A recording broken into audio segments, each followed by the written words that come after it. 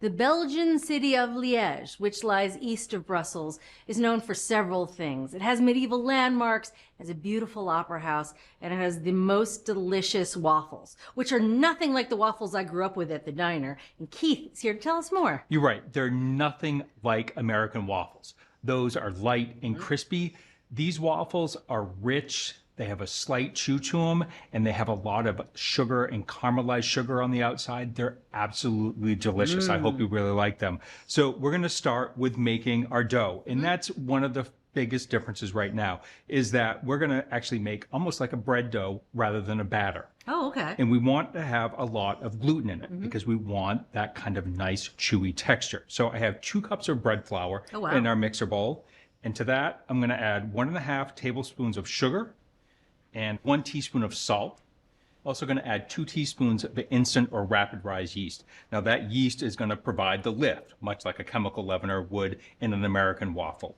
And it's also going to add a ton of flavor to it. So I'm just going to whisk that to make sure that our dry ingredients are incorporated. So I'm also going to add 12 tablespoons of unsalted butter. That is going to provide a lot of richness. Also going to add a 1/2 cup of warm milk, 1 egg, and a tablespoon of vanilla extract. Besides the caramelized sugar that we'll develop later, vanilla is the primary flavor in this. There's actually not a lot of sugar in this dough. No, but we'll add more sugar later, which you'll see. That's the best part. So I'm just going to lock this onto our machine. I'm going to use a dough hook. I'm going to mix this on low speed for a minute until everything comes together. Okay, most of the wet ingredients are mixed into the flour, so I'm going to turn it up to medium-low. We're going to let that mix for 12 to 15 minutes until it's nice and smooth and elastic. And it's going to smooth out, and we're going to develop that gluten. But that's going to take a while because we have a fair amount of butter in here. Butter is going to work against us when we develop gluten. It's been 12 minutes. You can see that it's come together nicely and it's climbing up that dough hook. It's nice and smooth and it's elastic. And we're actually going to let this dough go overnight, 8 to 48 hours. And we want to build more gluten. So we've done a pretty good job right here, but by letting this rest overnight, you can see. Ooh, it's really soft, but it doesn't stick. That's a fun dough. It's a fun dough. Even richer than like a brioche dough in terms of the amount of fat to flour. So we're going to let this sit. And what's going to happen during that period is that gluten is going to continue to develop. It's also going to develop flavor. That yeast is going to work on those sugars. They're going to develop gases. It's going to be great. So the longer you let it sit, the more flavor you get. Exactly. Any dough like that where the yeast is feeding on carbohydrates, they're going to develop flavor. So I'm just going to take this, put this in our refrigerator. Our dough has been in the refrigerator for 8 hours and it's had time to relax. It is hard as a rock, again, because of all that butter. Yeah, it's really, really firm right now.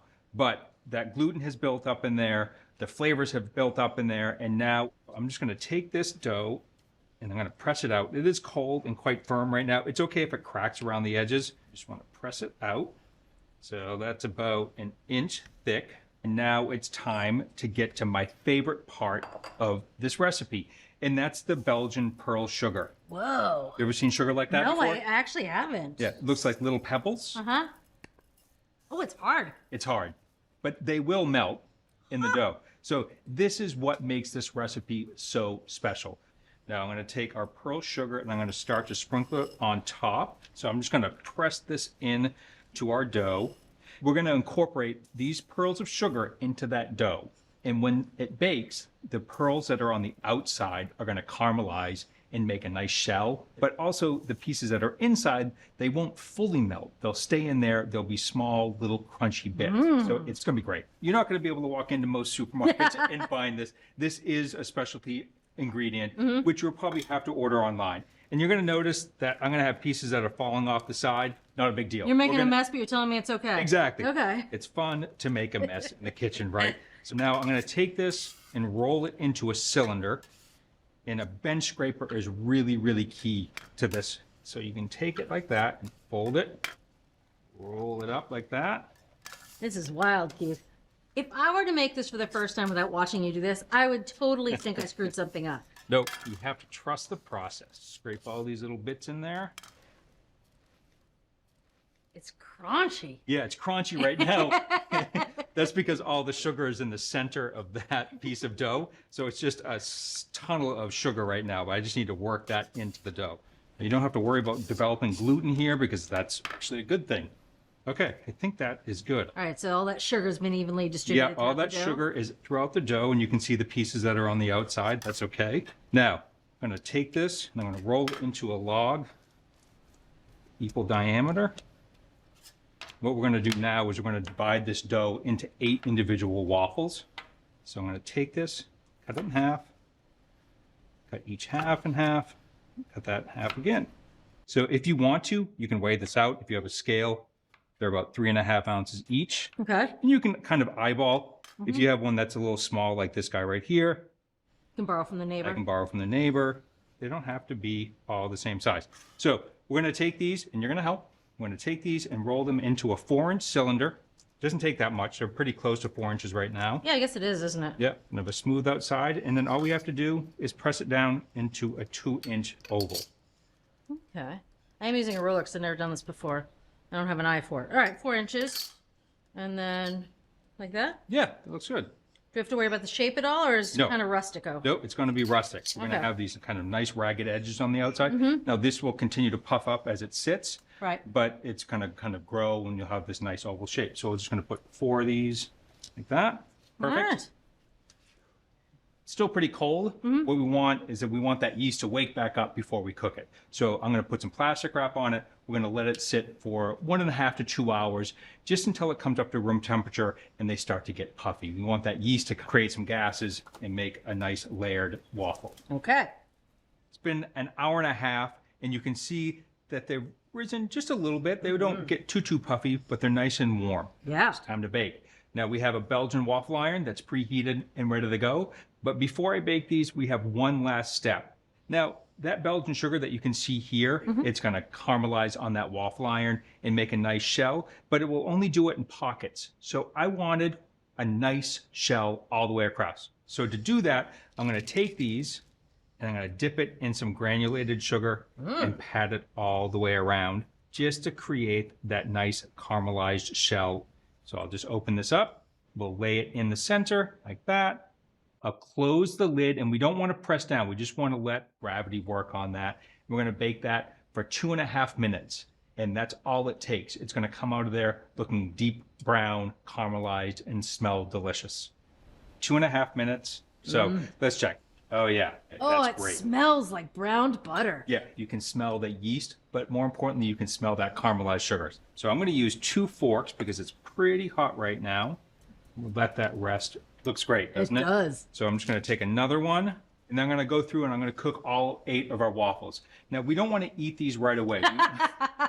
Really hot. Yes. Do not do that. Blisters. But also, you want that sugar to set up so you get that shell. If you ate it right now, it's going to be soft. Let that sugar set up. Wait. Believe me, you want to wait. Okay. Last waffle should be ready. Wonderful. Oh, I love how it's bubbling. And you know that bubbling is sugar. That molten sugar. Oh.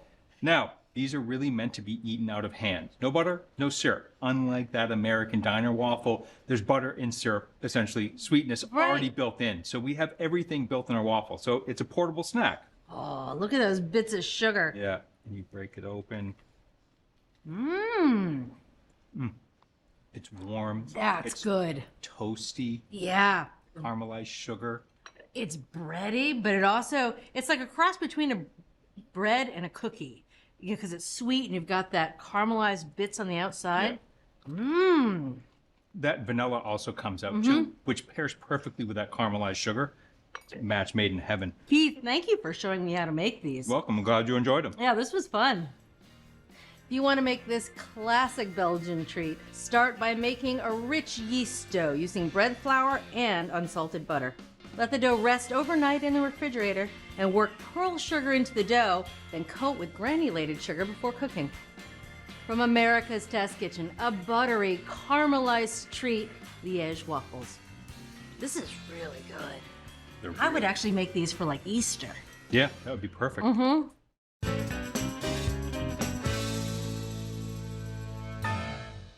True confession. I like brownie mix. How about you, Bridget?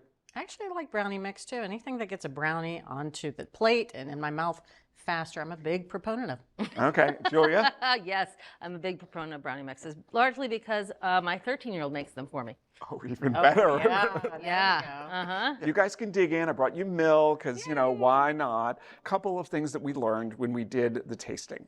Big surprise, simpler is better. If the recipe calls for a stand mixer, it's like, okay, there's no point in that, right? We don't want to have to melt butter or melt chocolate. So and good news, our favorite brands were also the easiest to make. That's great news, yeah. Second thing we learned is Dutch cocoa is key.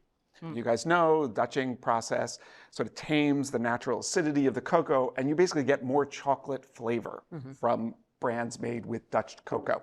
Some brands had two kinds of Dutch cocoa, black cocoa and regular Dutch cocoa. Black cocoa is extra Dutched, basically, so you get more intense flavor. Second thing is add-ons can be a good thing. So chips, chocolate syrup. What we didn't like, brands that just had natural cocoa seemed kind of cakey and dry and kind of bland by comparison. The crackly top, you'll notice on some of these, and it's kind of aesthetic, but also gives you that textural contrast between a really fudgy center and a crackly top. So I want to hear what you think. You've been eating a lot of brownies. I have been. Well, right off the bat, I like both A and C. They have nice, deep chocolate flavors, and the texture is a little on the soft side. It's very fudgy, which I like. This one almost tastes like caramel. It doesn't have a strong chocolate flavor. It's kind of caramely. I don't hate it. It's not as chocolatey as the others, but it's fine. And B, I'm not such a huge fan. It's a little on the dry side, not super chocolatey, and the chips seem a little stale to me, so not a big fan of B. Okay, great. Thank you, Julia. Bridget? First impression is this is the best day ever. I'm really enjoying myself, and I actually stopped listening to you about halfway through it. I just forgot where I was and kept eating brownies. Really deep, deep, rich flavor here. Had to get a bite in there. This one just feels a little boring. If I had to pick out a boring brownie, it would be this one. I actually don't mind the texture of this one. And as Joey said, it did have a little bit of a different flavor. Okay. Almost a toasted note to it. We like these brownies. That's what I'm hearing. But what do you like best? I like A. You like A? Yeah. Okay. It's a very soft texture, and that's not usually my favorite, but I love the flavor of it. All right. And Bridget? My favorite is actually C. A is right behind it. Right behind it. But I actually like C because it reminds me of kind of like school lunch brownies. It's a little bit maybe less gourmet. And I'm kind of leaning into that right now. You picked our winner, which is a mail order brand, King Arthur. It has two cocos. So it has black cocoa and regular Dutch cocoa, and just has an intense chocolate flavor, which is, I think, what you were picking up on. B was towards the bottom of the rankings. This is Annie's. The brand was made with natural cocoa. And so it just had less chocolate flavor than pretty much everything else on the table. You picked our supermarket favorite. So I am every woman. You are more than that. This is the Ghirardelli. In terms of what you can get in the supermarket, it is the best choice out there. This has the Dutch cocoa and a packet of chocolate syrup. It sure does. Yeah. And at the end I'm is interested to hear what this one is. Betty Crocker. Oh. And it didn't have much chocolate flavor, which I think you both picked up on. It wasn't a bad brownie, but it was kind of like, where's the chocolate? Exactly. It's great for a bake sale. Yeah. Well, all right, so we've got two winners here. The favorite mail order brand is the King Arthur, Julia's favorite, and the favorite supermarket brand is Bridget's favorite, Ghirardelli.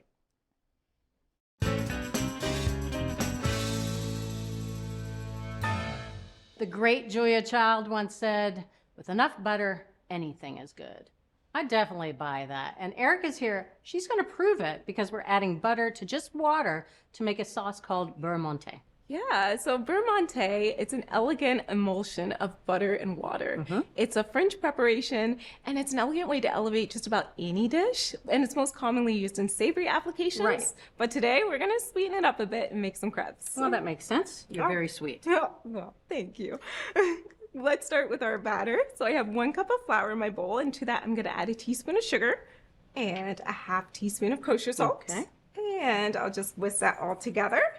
Now we can move on to wet ingredients. Gotcha. I've got 3 large eggs, and to that I'm gonna add 1.5 cups of milk. I'm just gonna whisk that together, just until it's smooth. Now I'm gonna add half of my wet ingredients into my dry, and whisk that until it's smooth. So adding half at a time is gonna ensure that we get a nice, smooth, lump-free batter. Nothing worse than chasing lumps. And to that, I'm going to add 2 tablespoons of cold melted butter. And whisk that in. And finally, the remainder of the wet ingredients. Okay. All right, we've got our smooth, lump-free batter. We're ready to start making our crepes. Perfect. My 12-inch non-stick skillet has been heating over low heat Sure for has. the past 10 minutes, and it has half a teaspoon of oil. But before we get started, I'm just going to take a paper towel and wipe out the excess oil, because we really only need just a thin film of oil around the edges and the bottom of the pan. Gotcha. And is this something like a vegetable oil? Exactly. Now I'm just going to crank my heat up to medium and give it a minute, and we'll be time to start making our crepes. Perfect. Before we get started, I'm going to make a mini test crepe just to make sure that the pan is at the right temperature. So I'm going to take a teaspoon of batter and place it right in the center of our pan and let it cook for about 20 seconds. If it's lightly golden brown, then we know that our temperature is right. But if it's too light or too dark, I'll just adjust the heat and retest accordingly. Perfect. All right, let's see. Oh, perfectly golden brown. Yep. That's exactly what I'm looking for. So we're ready to start making our crepes. Great. And will they be larger than that? They most certainly will be. So I'm using a 1/2 cup ladle because it makes for easier portioning. But because we only need a 1/4 cup of batter for each crepe, I'm actually just going to fill it up about halfway. Clever. So I'm just going to place it in the right-hand corner of my pan and immediately tilt and shake, shake, shake to evenly disperse the batter. Oh, yeah. And we'll know it's ready because the crepe will start to dry out on top. It'll start to brown and pull away from the edges of the pan. Okay. It's been about 25 seconds. Yeah, you can see that little bit of browning right around the edges there. Exactly. So I'm just going to use my spatula to just pull on the sides of the pan, and then just use my fingertips and flip. Oh, how beautiful. Yes. We're going to let it cook on this side just until it's spotty brown for about 20 seconds. Okay. It's been 20 seconds, so now I'm just going to transfer it out onto my wire rack and return my skillet to the stove. Let it heat up for about 10 seconds and we'll keep making crepes. So again, I'm just going to take my batter, place it in the right-hand corner of my pan, immediately tilt, and shake, shake, shake, shake, shake, and let it cook. Okay. And as they continue to cook, I'm just going to place them on the wire rack with the others. Oh, lovely. So we've got all of our crepes ready, and I'm just going to cover them with a plate and set them aside for later. Now we're ready to make our vermante. Okay. Vermante is a classic French sauce. It's an emulsion of water and butter, and it's a way to manipulate the natural emulsion in butter to keep it in its liquid state and make it rich and silky on anything that it goes on. You're speaking all the right words. All right, so we're starting with a ratio of 3 to 8. So I have 3 tablespoons of water. I'm going to add that to my small saucepan and bring it up to a simmer over medium-high heat. Our water has come up to a simmer, so I'm just going to reduce the heat to maintain a very gentle simmer. And it's time to add in the butter. So I'm just going to add in 1 piece of butter and whisking constantly. I'm going to whisk it until it melts. It's going to take about 20 to 30 seconds. And it's really important to start with cold butter because we want to make sure that it slowly melts in the water.